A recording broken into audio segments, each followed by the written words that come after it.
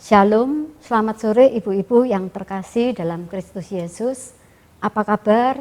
Semoga sehat-sehat selalu.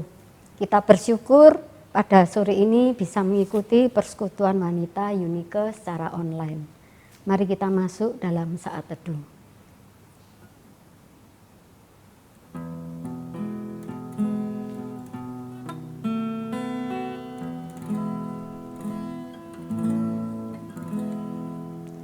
Demi nama Allah Bapa, Allah Putra, Allah Roh Kudus, kami memulai persekutuan wanita Unike pada sore hari ini.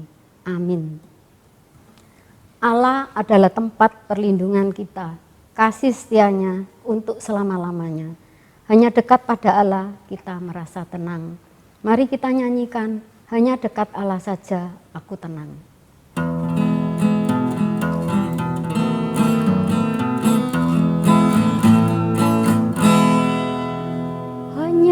Dekat Allah saja aku tenang,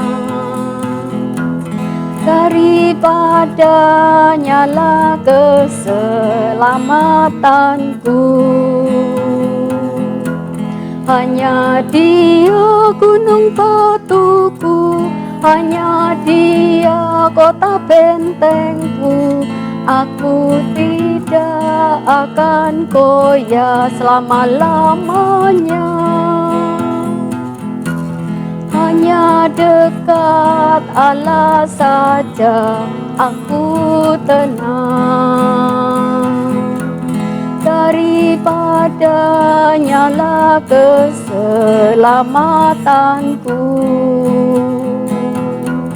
Hanya Dia gunung batuku, hanya Dia kota bentengku. Aku tidak akan goyah selama-lamanya. Aku tidak akan goyah selama-lamanya.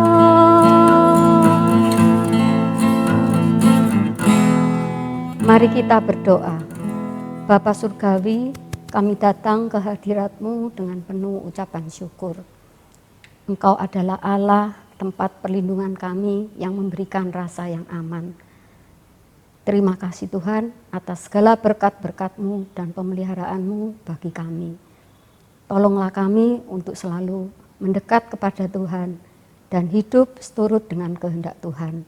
Kami mengucap terima kasih Tuhan kalau pada sore hari ini diberikan kesempatan untuk bersekutu secara online. Mohon Tuhan pimpin dan berkati. Demi nama Yesus Kristus, Juru Selamat kami yang hidup, kami berdoa. Amin. Dengan firman-Nya, Tuhan mengajar dan membimbing kita untuk menempuh hidup benar sesuai dengan rencana-Nya. Firman Tuhan pada sore hari ini akan disampaikan oleh Ibu Sija Ruslanto dengan tema Deborah, wanita yang bertindak benar. Mari kita sambut firman Tuhan dengan menyanyikan Penuhkanlah Bejanaku.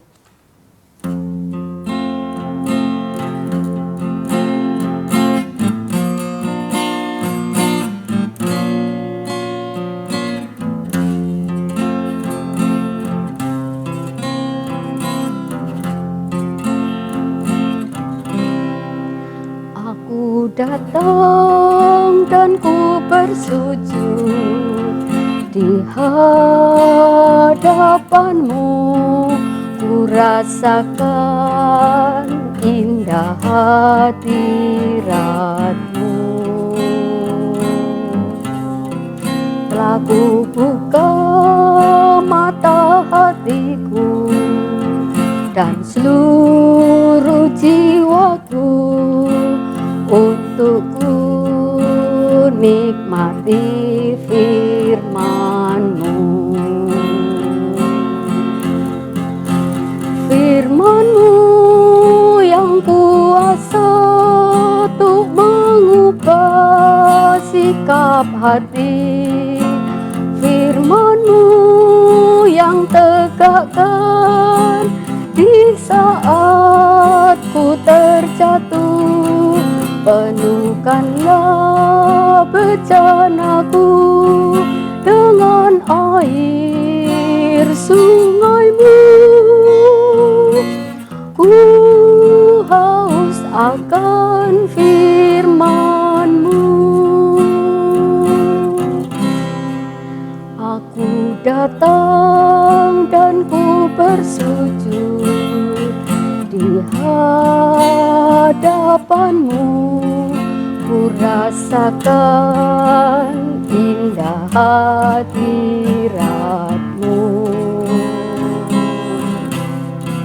Telah ku buka mata hatiku dan seluruh jiwaku untuk ku nikmati firman-Mu. Firman-Mu yang kuasa untuk mengubah sikap hati, firman-Mu yang tegakkan di saat ku terjatuh.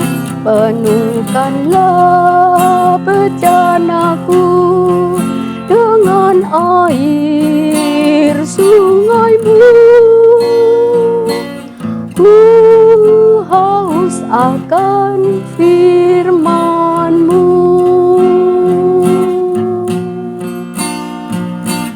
Ku haus akan firman-Mu.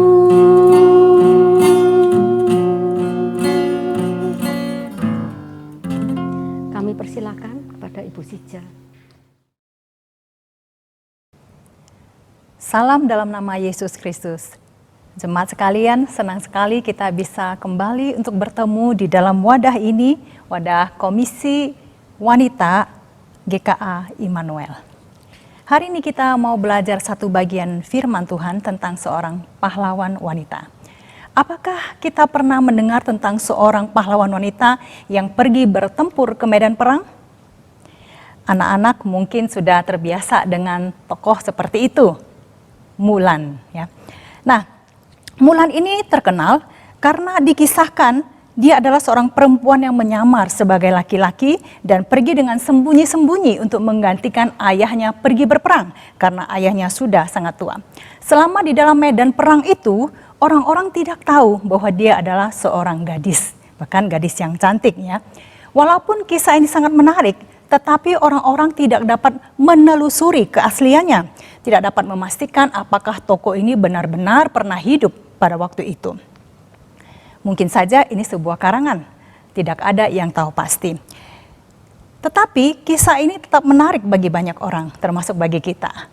Nah, di dalam Alkitab ada sebuah kisah tentang pahlawan wanita yang sebenarnya jauh lebih menarik dari Mulan. Karena berbeda dengan Mulan yang pergi dengan diam-diam, maka pahlawan wanita di dalam Alkitab ini pergi dengan terang-terangan. Bahkan dia didaulat. Kalau dia tidak jalan, maka pasukannya tidak jalan. Ini tentu lebih menarik daripada kisah Mulan. Mari kita buka bagian firman Tuhan ini, yaitu di Hakim-Hakim pasal 4 ayat 1 sampai 16. Setelah Ehud mati, orang Israel melakukan pula apa yang jahat di mata Tuhan. Lalu Tuhan menyerahkan mereka ke dalam tangan Yabin, Raja Kanaan yang memerintah di Hazor. Panglima tentaranya ialah Sisera yang diam di Haroset Hagoyim. Lalu orang Israel berseru kepada Tuhan sebab Sisera mempunyai 900 kereta besi dan 20 tahun lamanya ia menindas orang Israel dengan keras. Pada waktu itu, Deborah, seorang nabiah, istri Lapidot, memerintah sebagai hakim atas orang Israel. Ia biasa duduk di bawah pohon korma Deborah antara Rama dan Betel di pegunungan Efraim. Dan orang Israel menghadap dia untuk berhakim kepadanya. Ia menyuruh memanggil Barak bin Abinoam dari Kedes di daerah Naftali, lalu berkata kepadanya, "Bukankah Tuhan Allah Israel memerintahkan demikian? Majulah, bergeraklah menuju Gunung Tabor dengan membawa 10.000 orang Bani Naftali dan Bani Zebulon bersama-sama dengan engkau." Dan aku akan menggerakkan Sisera, panglima tentara Yabin, dengan kereta-keretanya dan pasukan-pasukannya menuju engkau ke sungai Kison, dan aku akan menyerahkan dia ke dalam tanganmu. Jawab Barak kepada Deborah, jika engkau turut maju, aku pun maju. Tetapi jika engkau tidak turut maju, aku pun tidak maju. Kata Deborah, baik, aku turut. Hanya engkau tidak akan mendapat kehormatan dalam perjalanan yang engkau lakukan ini, sebab Tuhan akan menyerahkan Sisera ke dalam tangan seorang perempuan. Lalu Deborah bangun, berdiri, dan pergi bersama-sama dengan Barak ke Kedes. Barak mengerahkan suku Jebulon dan suku Naftali ke Kedes, maka 10.000 orang maju mengikuti dia. Juga Deborah maju bersama-sama dengan dia. Adapun Heber, orang Keni itu, telah memisahkan diri dari suku Keni, dari anak-anak Hobab, ipar Musa, dan telah berpindah-pindah memasang kemahnya sampai ke pohon terbantin di Zaanaim yang dekat Kedes. Setelah dikabarkan kepada Sisera bahwa Barak bin Abinoam telah maju ke Gunung Tabor, dikerahkannyalah segala keretanya, 900 kereta besi, dan seluruh rakyat yang bersama-sama dengan dia, dari Haroset Hagoyim ke sungai Kison. Lalu berkatalah Deborah kepada Barak, bersiaplah, sebab inilah harinya Tuhan menyerahkan Sisera ke dalam tanganmu. Bukankah Tuhan telah maju di depan engkau? Lalu turunlah Barak dari Gunung Tabor, dan 10.000 orang mengikuti dia. Dan Tuhan mengacaukan Sisera serta segala keretanya dan seluruh tentaranya oleh mata pedang di depan Barak. Sehingga Sisera turun dari keretanya dan melarikan diri dengan berjalan kaki. Lalu Barak mengejar kereta-kereta dan tentara itu sampai ke Haroset Hagoyim, dan seluruh tentara Sisera tewas oleh mata pedang. Tidak ada seorang pun yang tinggal hidup. Demikian pembacaan firman Tuhan. Mari kita berdoa terlebih dahulu. Allah yang baik, terima kasih untuk firman-Mu ini. Tolonglah kami supaya kami mengerti apa yang Tuhan ingin kami hidupi melalui bagian ini. Terima kasih Tuhan, demi nama Yesus kami berdoa. Amin. Kisah yang kita baca tadi sudah sangat jelas ya. Waktu itu orang Israel, yaitu keturunan Abraham, mereka melakukan yang jahat di mata Tuhan. Kemudian mereka dibiarkan oleh Allah menderita di bawah penindasan raja-raja Kanaan. Kemudian mereka berseru kepada Tuhan, dan kemudian Tuhan berbelas kasihan kepada mereka, membangkitkan orang untuk melepaskan mereka. Pola seperti itu akan terus kita temui berulang kali di dalam kitab Hakim-Hakim ini, sehingga kita melihat bangsa, satu umat yang berdosa dan berdosa lagi, bersanding dengan Allah yang mengasihi dan mengasihi lagi. Di dalam pasal 4 ini dicatat bahwa orang-orang Israel waktu itu melakukan hal yang jahat di mata Tuhan, kemudian Allah membiarkan mereka ditindas selama 20 tahun oleh raja yang bernama Yabin. Ketika mereka berseru kepada Tuhan, maka Tuhan menyediakan pertolongan bagi mereka. Pada masa itu, Deborah menjadi hakim bagi umat Allah. Ketika mereka menghadapi masalah yang tidak bisa mereka pecahkan sendiri, maka mereka akan menghadap kepada Deborah untuk mendengarkan keputusannya. Ini adalah hal yang istimewa, sebab pada masa itu orang-orang meninggikan kaum laki-laki. Dari kisah Deborah ini kita tahu bahwa Allah tidak membedakan laki-laki atau perempuan. Dari Galatia pasal 3 ayat 28, kita akan lebih jelas melihat bahwa memang Allah tidak membeda-bedakan suku bangsa, kedudukan, dan juga jenis kelamin. Deborah adalah karakter nyata yang hidup pada masa itu. Ia tinggal di pegunungan Efraim, dia istri dari seorang lelaki yang bernama Lapidot, dan ia biasa ngantor di bawah pohon korma antara daerah Rama dan daerah Betel. Kemudian pohon itu disebut orang sebagai pohon Deborah. Sebagai hakim, Deborah adalah pejabat paling tinggi waktu itu di dalam kalangan umat Israel. Nah, pada waktu itulah Allah memberitahu Deborah apa rencananya tentang menyelamatkan umat itu. Maka Deborah pun memanggil Barak dan memberitahu dia bahwa Allah memerintahkan dia untuk maju, bergerak, karena Allah akan menyerahkan Sisera, Raja Yabin itu juga kepada tangan Barak.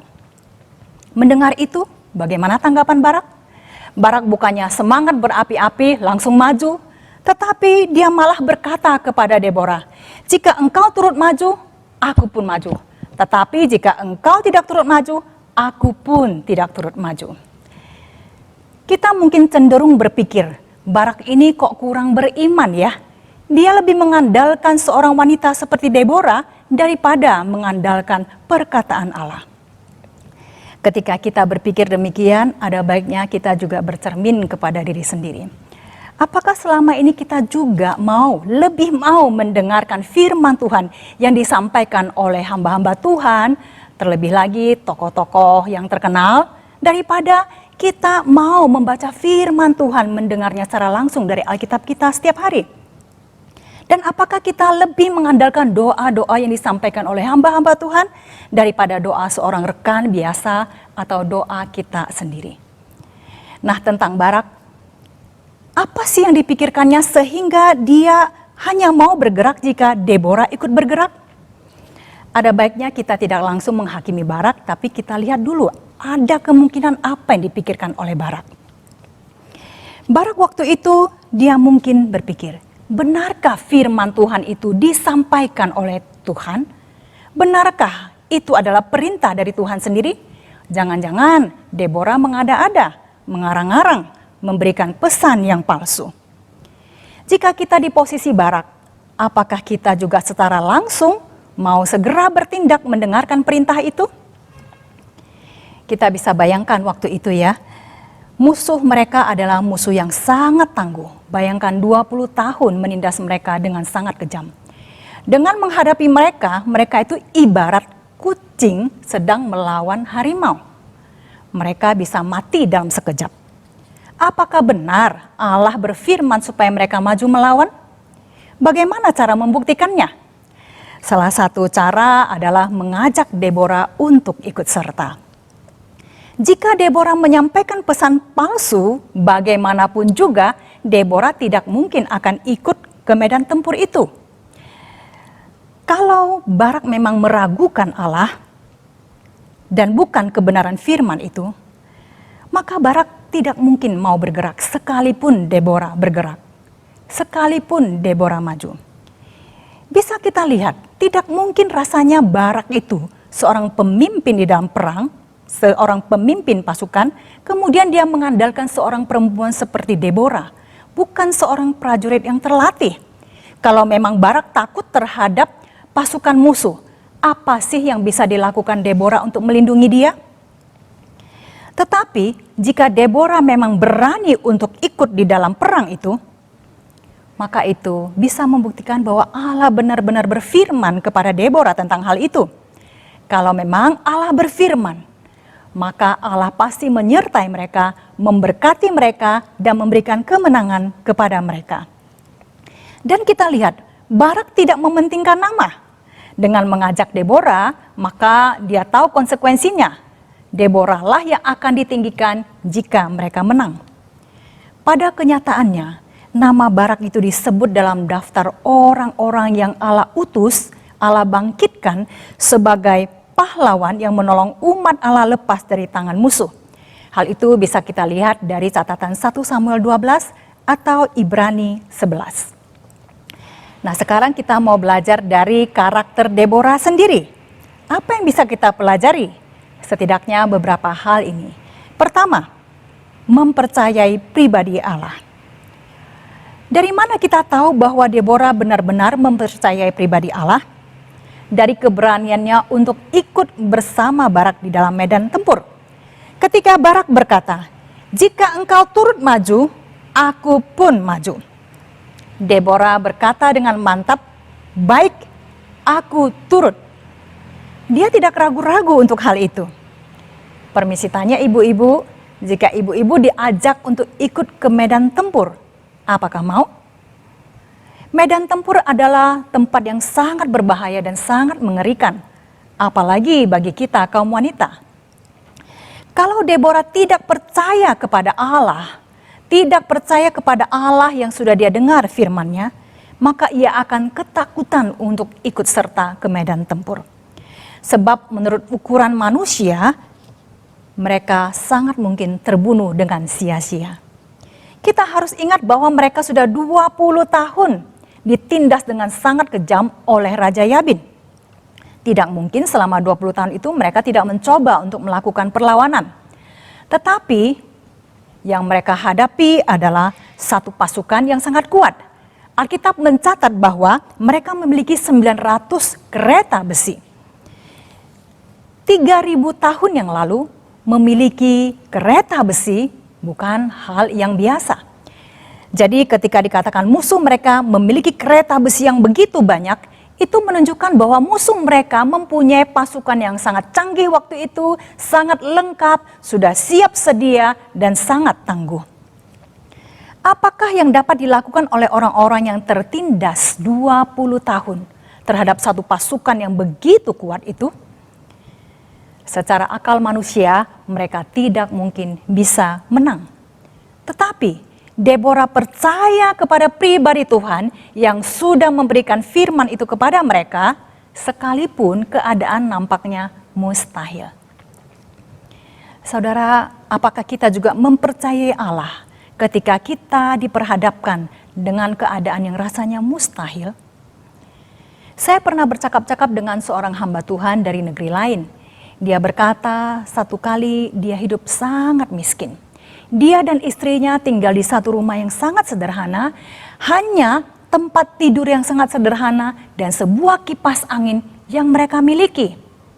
Selainnya tidak ada lagi perabot lain. Satu kali mereka kehabisan persediaan makanan. Maka di pagi itu istrinya berkata, nanti menjelang siang kita berkunjung saja ke rumah orang tua saya. Ibu saya pasti mengajak kita makan siang. Setidaknya hari ini kita tidak perlu kelaparan. Tetapi hamba Tuhan ini kemudian berkata, tidak, kita adalah hamba Tuhan. Saya percaya Tuhan akan memelihara kita. Kita tidak akan mati kelaparan. Tetapi jika Tuhan mau kita mati kelaparan, terjadilah menurut kehendaknya. Menjelang siang ada ketukan pintu terdengar. Ketika mereka buka, ada seseorang yang asing di hadapan mereka yang sama sekali tidak pernah mereka temui. Orang itu menyerahkan sekarung beras kasar. Kemudian bergegas hendak pergi. Maka hamba Tuhan ini pun bertanya, sebentar, mengapa Anda memberikan ini kepada kami? Lalu orang itu menjawab, saya tidak tahu, saya cuma tergerak saja untuk memberi. Langsung saja orang itu pergi dengan naik sepedanya, mengayuhnya dengan sangat cepat. Hamba Tuhan ini terheran-heran ya, siapa itu? Apakah itu seorang manusia? Ataukah itu seorang malaikat? Dia tidak tahu sampai saat ini. Hamba Tuhan ini percaya kepada Tuhan. Karena bukankah Tuhan Yesus sendiri sudah berkata, janganlah kamu khawatir dan berkata, apakah yang akan kami makan? Apakah yang akan kami minum? Apakah yang akan kami pakai? Bapamu yang di sorga tahu bahwa kamu memerlukan semuanya itu. Tetapi carilah dahulu kerajaan Allah dan kebenarannya, maka semuanya itu akan ditambahkan kepadamu. Di antara kita mungkin ada yang sangat merasakan dampak dari pandemi yang berkepanjangan saat ini. Apakah kita mempercayai Allah yang dipercayai oleh Deborah? Apakah kita percaya perkataan Tuhan Yesus yang berkata, carilah dahulu kerajaan Allah dan kebenarannya, maka makan, minum, pakai kita dipelihara oleh Allah. Jika kita adalah orang yang benar-benar mencari kerajaan Allah dan kebenarannya, janji itu untuk kita. Jika kita bukan orang yang benar-benar mencari kerajaan Allah dan kebenarannya, saat ini Tuhan memberi kesempatan kepada kita untuk memulainya.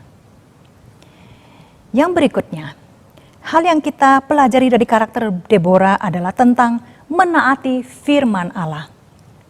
Dalam sejarah hidup umat Allah, kita melihat bahwa seringkali Allah tidak bertindak sendirian, walaupun Allah sanggup melakukan segala sesuatu tanpa bantuan manusia sama sekali. Tetapi Allah selalu menyisakan satu bagian untuk dikerjakan manusia, supaya manusia berkontribusi di dalamnya dan menunjukkan ketaatannya. Deborah mengerti hal itu. Kemenangan perang tidak akan terjadi jika dari pihak mereka tidak ada yang menaati Allah untuk ikut pergi. Karena itulah Deborah mau ketika Barak mengajak dia untuk ikut ke medan tempur. Deborah bersedia maju agar umat Allah itu menaati Allah. Selain itu, Deborah juga menaati Allah dengan melakukan tepat seperti apa yang Allah perintahkan. Dia dan Barak memimpin 10.000 orang prajurit, tepat seperti yang Allah minta, dan juga membawa mereka berjalan ke Gunung Tabor, persis seperti yang Allah perintahkan. Saudara, apakah kita juga bersedia menaati perintah Allah? Saat ini Allah tidak memberi perintah supaya kita pergi ke medan tempur, dan kita patut bersyukur untuk hal itu. Tetapi selalu ada firman Tuhan untuk kita taati setiap hari, bahkan setiap saat. Bersediakah kita menaati Allah? Satu kali pada waktu saya sangat muda, masih muda itu ya, saya bertemu dengan seorang teman yang lebih muda sedikit dari saya, dan dia berkata begini, karena dia tahu saya sering ke gereja dan pelayanan, dia berkata, "Sekarang saya tidak mau menjadi orang Kristen karena saya masih mau bersenang-senang dulu. Kalau saya sudah benar-benar masuk gereja, maka saya tidak bisa lagi melakukan ini dan itu." Maka saya pun tahu ternyata ada orang-orang yang belum bersedia menjadi orang Kristen karena mereka belum bersedia untuk menaati Allah. Kita mungkin saja sudah menjadi orang Kristen benar-benar dengan cara kita menerima baptisan dan kita rutin beribadah ke gereja. Dan pertanyaannya, apakah kita bersedia menaati Allah? Iman tanpa ketaatan adalah iman yang kosong. Itu bukan iman sejati. Iman yang sejati selalu beriringan dengan ketaatan. Kita lihat catatan Alkitab. Nuh beriman dan dia taat. Abraham beriman dan dia taat. Musa beriman dan dia taat. Daniel beriman dan dia taat. Paulus, dia beriman dan dia taat. Dan Yesus sendiri memberikan teladan ketaatan bagi kita. Dia bahkan taat sampai harus mati di kayu salib. Apakah kita juga taat? Ketika Yesus berkata, "Kasihilah sesamamu seperti dirimu sendiri." Apakah kita menaatinya? Satu contoh kecil ya. Sesama paling dekat dengan kita sebenarnya adalah pasangan hidup kita. Apakah kita mengasihi seperti kita mengasihi diri sendiri? Sebagian orang Kristen mudah mengasihi musuh. Mereka mengampuni musuh dan mereka mendoakan musuh. Tetapi sayang, mereka sulit sekali mengampuni pasangan hidup mereka. Dan mereka sulit mengasihi pasangan hidup mereka. Buktinya kalau kita sulit mengampuni pasangan kita adalah kalau pasangan kita marah-marah, kita ikut juga marah-marah. Kemudian kalau mereka berkata-kata kasar, kita balas dengan berkata kasar. Kalau mereka cuekin, diamkan kita, kita juga balas cuekin mereka, diamkan saja mereka. Ada seorang nenek yang sudah sangat tua, dia seorang Kristen yang rutin beribadah ke gereja. Pada saat-saat terakhir hidupnya, dia sakit keras dan kritis. Pada saat itu anaknya menyadari bahwa ibunya ini belum memaafkan ayahnya. Jadi nenek tua ini belum bisa memaafkan suaminya sendiri. Di samping ranjangnya kemudian anaknya berkata, "Mah, ampuni ayah ya." Tetapi nenek tua yang sudah lemah ini berkata, "Tidak, saya tidak akan bisa mengampuni dia."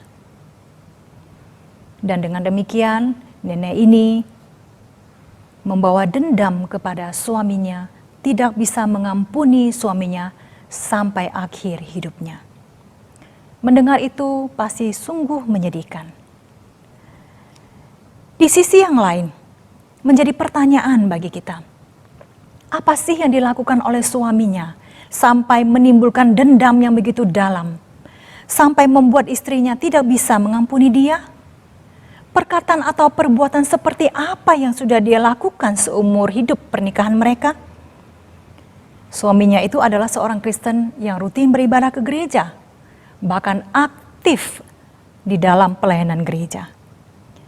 Jika dia adalah seorang yang seperti Deborah, sungguh-sungguh mempercayai Allah, kemudian mentaati Allah, tentulah roh Allah akan bekerja di dalam dirinya, memberikan buah Roh Kudus yang kemudian akan menyenangkan Allah dan juga menyenangkan orang di sekitarnya, termasuk juga istrinya. Saudara, mari kita refleksi diri kita baik-baik. Apakah kita orang Kristen sejati yang bukan hanya mengaku dengan mulut kita bahwa kita percaya kepada Allah, tetapi kita juga menaati Allah untuk apa yang difirmankannya, diperintahkannya kepada kita? Mari kita meneladani Yesus Kristus. Filipi 2 berkata, dan dalam keadaan sebagai manusia, Yesus telah merendahkan dirinya dan taat sampai mati, bahkan sampai mati di kayu salib. Apakah kita juga rela berkorban seperti itu di dalam proses kita menaati Allah? Yang berikutnya, hal ketiga yang dapat kita pelajari dari karakter Deborah ini adalah dia melihat perbuatan Allah. Ketika berada di Gunung Tabor, Deborah berkata demikian kepada Barak. Kita dengarkan baik-baik. Bersiaplah, sebab inilah harinya Tuhan menyerahkan Sisera ke dalam tanganmu. Bukankah Tuhan telah maju di depan engkau? Deborah berkata bahwa Tuhan maju di depan Barak, padahal dia tidak melihat. Orang lain juga tidak melihat dengan mata jasmani mereka. Deborah berkata bahwa Tuhan menyerahkan Sisera ke dalam tangan Barak, padahal perang belum juga dimulai. Dengan berkata seperti itu, Deborah memperlihatkan bahwa dia melihat perbuatan Allah di depan.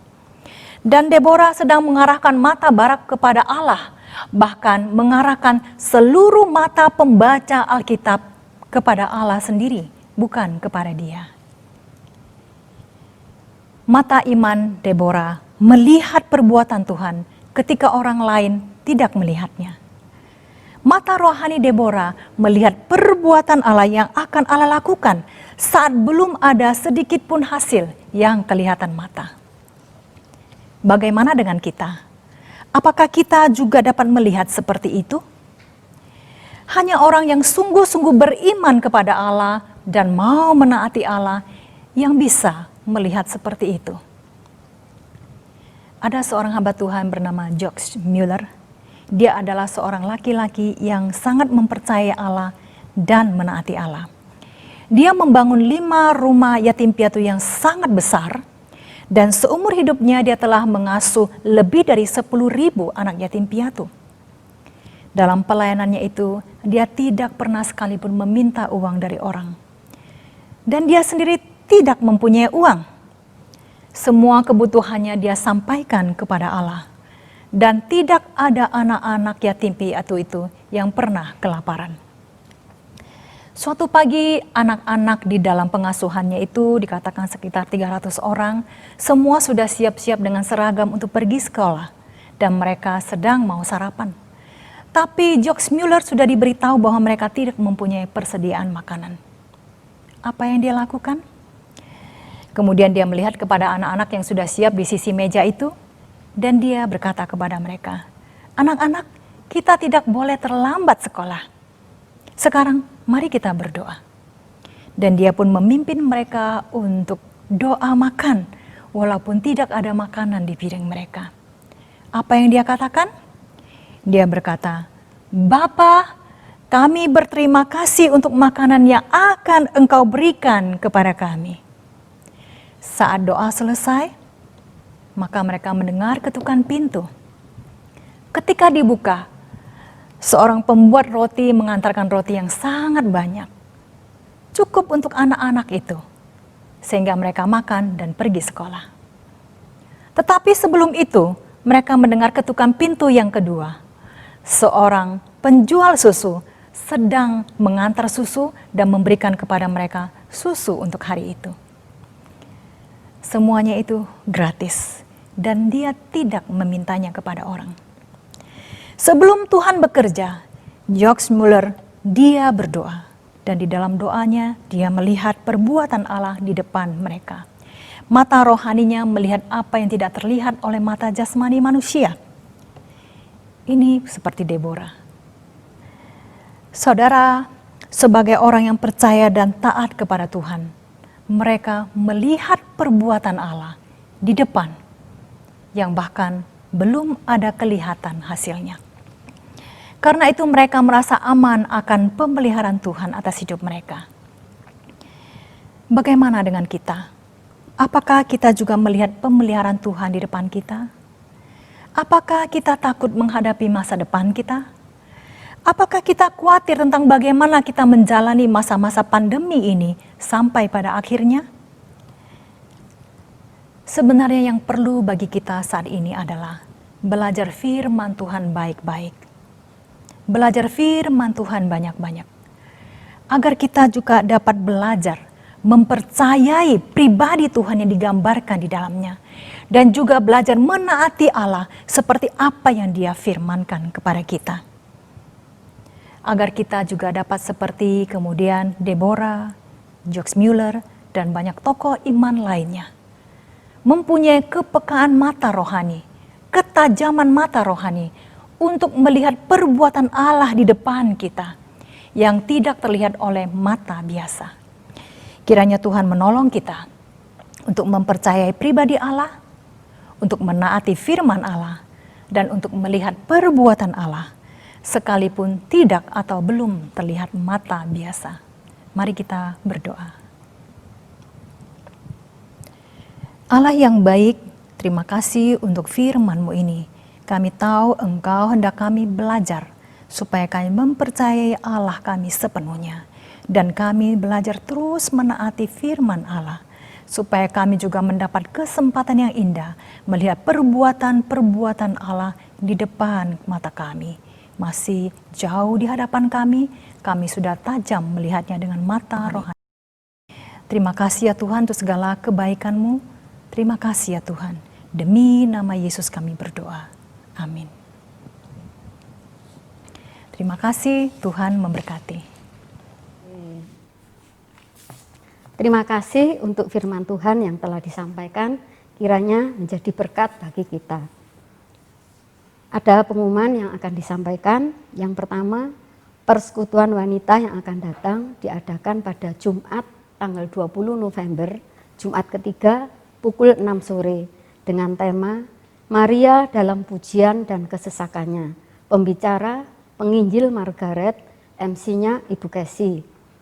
Yang kedua, diharapkan untuk ibu-ibu selama pandemi COVID-19 dapat mengikuti doa malam dan doa pagi online yang ada di grup WA GKA. Sekian pengumuman. Mari kita akhiri persekutuan ini dengan menyanyikan Bapa terima kasih.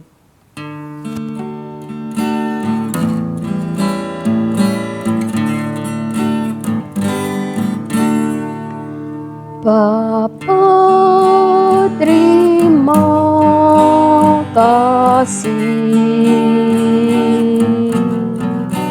Bapa terima kasih, Bapa di dalam surga.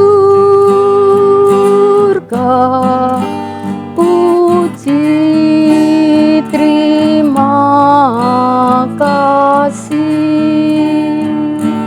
Amin.